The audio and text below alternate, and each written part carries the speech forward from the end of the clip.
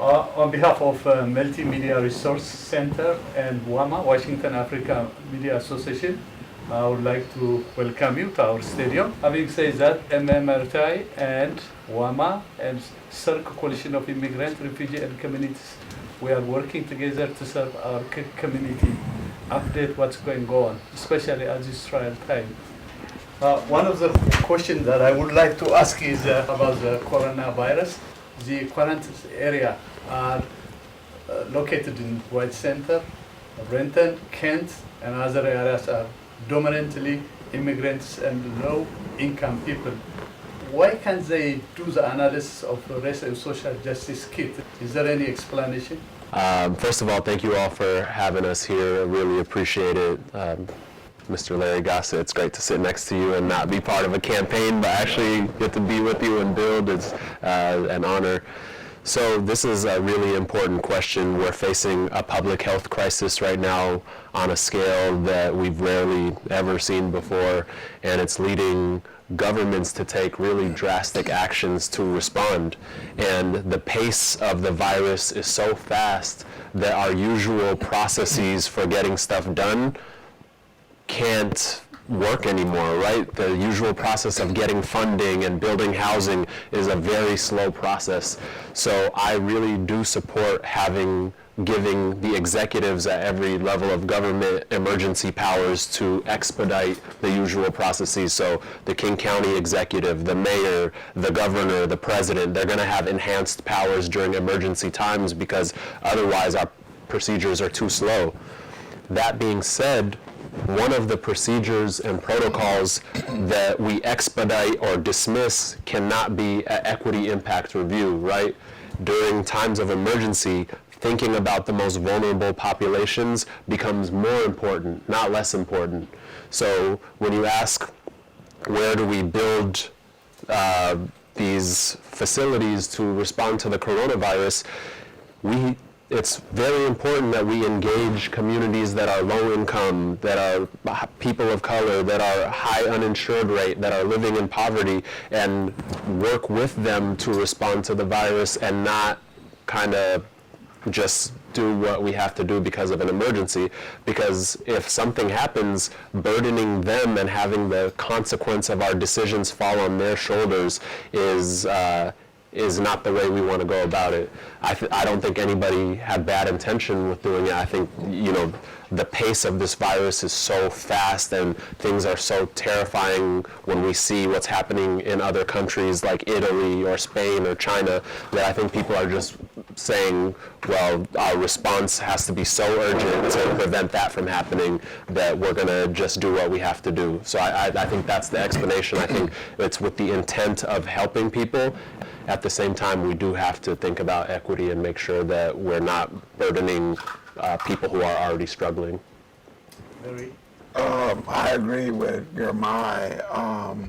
Historically speaking, the people more often than not served well or not served at all have been low-income people, particularly communities of color like African Americans, Latinos, refugees, and immigrants, and Native Americans especially. So whatever strategy we put together, we must integrate representatives from those communities, be involved in the effort to make sure that the testing is done in those communities, that there are people that know the language. We got to take into consideration language. We definitely got to take into consideration culture. We got to take into considerations when somebody like 45 or Donald Trump, as y'all call says we're going to serve small businesses.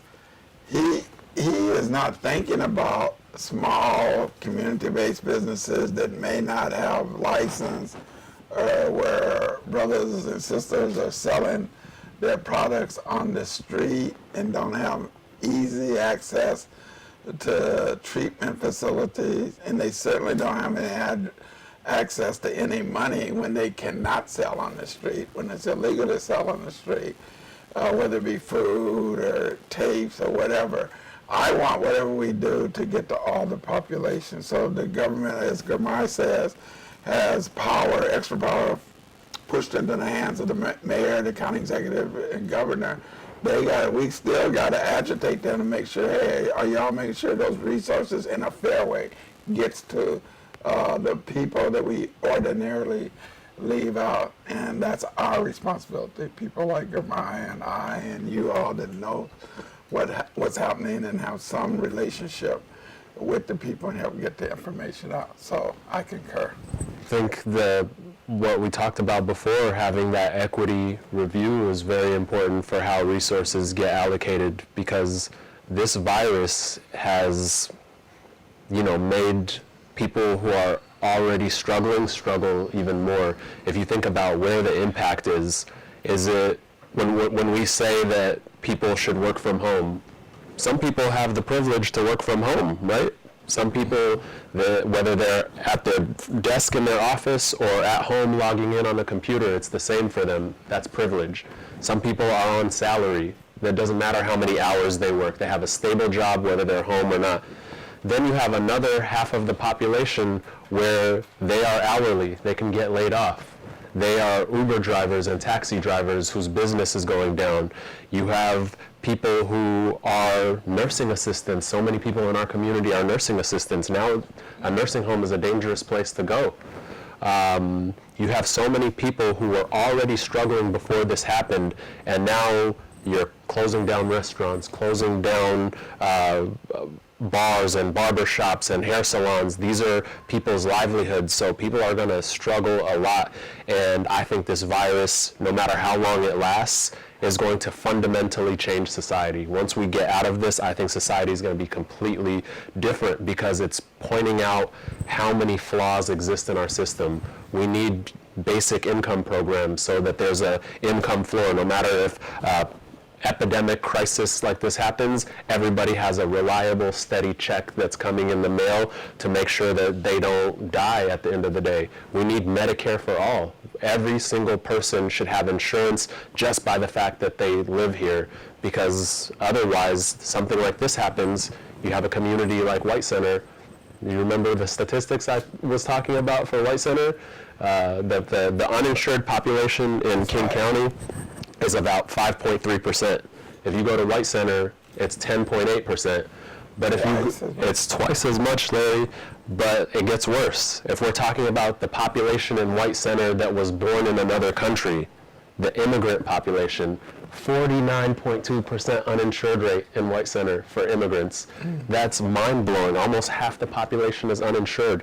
So this virus, we're reacting in a very reactionary way right now. We're scrambling to get things done, but that just shows us that there are completely, utterly bad systems in place that we should have corrected a long time ago. But given that these resources don't already exist, we don't already know who's the head of each group with whom we should interact and interface with, it's incumbent upon people like us and the people we can identify in the East African, like Somali, Eritrean, Ethiopian, Sudanese communities, because there's organizations that represent all those groups. We do know who the organizations are. We should be already in touch with them so they can help us get the correct information. Where do you get tested? If somebody is suspicious that they might have the virus, where do they go? I don't even know the answer to those. So some of us have to be proactive to get the targeted refugee and immigrant groups and the people identified that work in those groups and have experience on how to reach out. We got to educate them so they can help us educate the masses of people that Girmay is talking about. Yep. We can do that, but we got to have it organized, man. And the ride share, I got a call on Sunday from some ride share drivers. They said, they still call me Councilman Gossett. They said, we're already Forever council member. Yeah, we're only making $50 a week now, so we can't buy gas. We definitely not bringing on no money to our family. Where do we call to get some money so we can buy food and keep our taxi running a little bit? Or do they not want us to drive? I don't have the answer to those, but we should have the answer to those kind of questions in short.